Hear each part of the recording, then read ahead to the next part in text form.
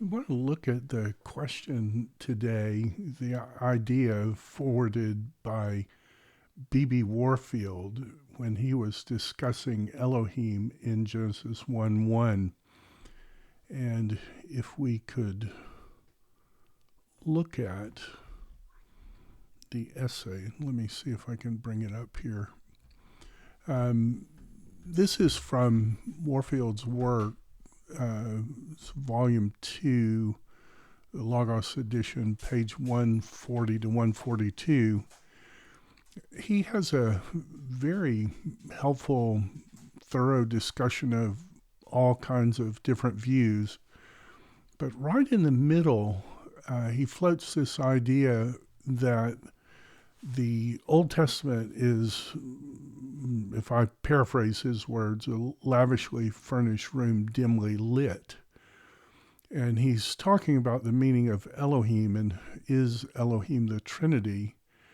And as I understand his idea, he's saying that there's something going on in the text of Genesis 1:1 that it's not quite the full revelation of the Trinity, but there's something there that only finds full interpretive satisfaction when the developed doctrine is considered.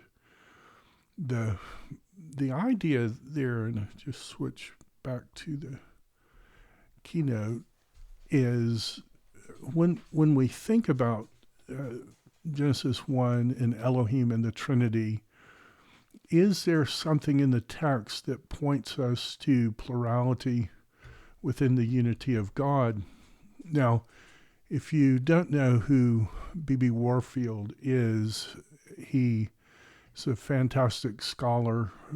I think he's even a greater man. The challenges that he faced in his life, and loved his wife well through debilitating challenges. Taught at Princeton Theological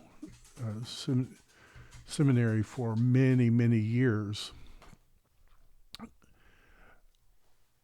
Warfield, in this volume 2 of his work, and in the quote that I pulled up, he makes a point that a lot of different people have made, and just to kind of spell it out for us here, you've got the call perfect conjugation, and the stuff in red you add to the end of the word, and it determines, are you talking about a man or a woman, singular or plural? And when you come to Genesis 1, Bereshit bara Elohim, the only place that bara will fit in the chart is third masculine singular. And then when you further look at the chart, you've got this Elohim ending, im, and this is kind of the standard horse and female horse. And so if you're talking about one, it's that. If you're talking about two, it's susaim. And if you're talking about two or more, it's susim. And when you come to Genesis 1, Bereshit bara Elohim, it's clear that that im ending will only fit here with a plural. And so you have this difficulty in the text that you have Bereshit bara. I wish I could get the little ribbon to go, but I'll figure that out later. In the beginning, bara can only mean he created, but then when it tells you who the he is, it describes that he as this plural entity, Elohim. And if I understand Warfield rightly, Warfield is saying there's something about this text where you have this interplay with singular revelation, the one God of monotheism revealed in the pages of Scripture everywhere. you have this one God of monotheism, but the one God is explained in a way that invites the reader to muse on this plurality within God. And so when you start thinking about that, Warfield's analogy of a lavishly furnished room dimly lit, progressive revelation, he says, isn't the contents of the room changes, but rather as more and more candles come in, you begin to see what was there all along. As I've thought about Warfield's quote over the years, I think he's exactly right, that God is the ultimate author of Scripture. And this is probably going beyond how Warfield would say it, but God as the ultimate author of Scripture, that we're concerned with authorial intent.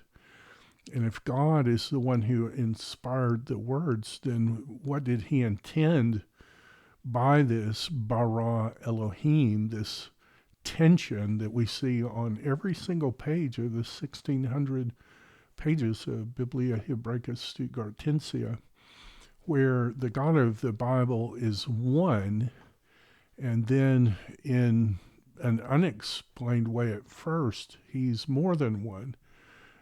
He's presenting himself as a he, they, plurality and unity at the same time.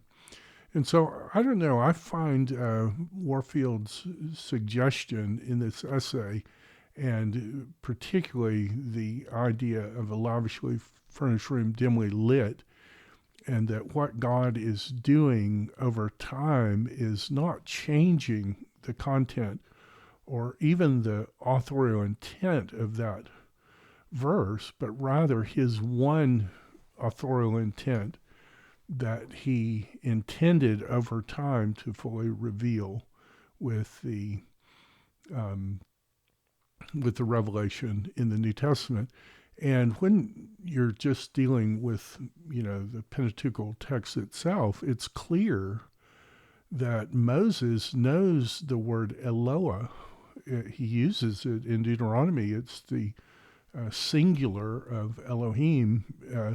Moses knows that he's using a plural word with a singular subject. And if we had time, perhaps in another video, we'll look at the handful of places where the word Elohim, when speaking of the one God of monotheism, there are a handful of places where the verbs are actually singular. The verbs are actually plural. And so it's clear that the final text of the Pentateuch recognizes that there's this tension of God revealing himself as one and at the same time as more than one. Well, anyway, that's what I have for you today. Listen, I hope God will bless us all in our journey to understand his word and his thoughts. And I will look forward to talking to you again next time. Thanks.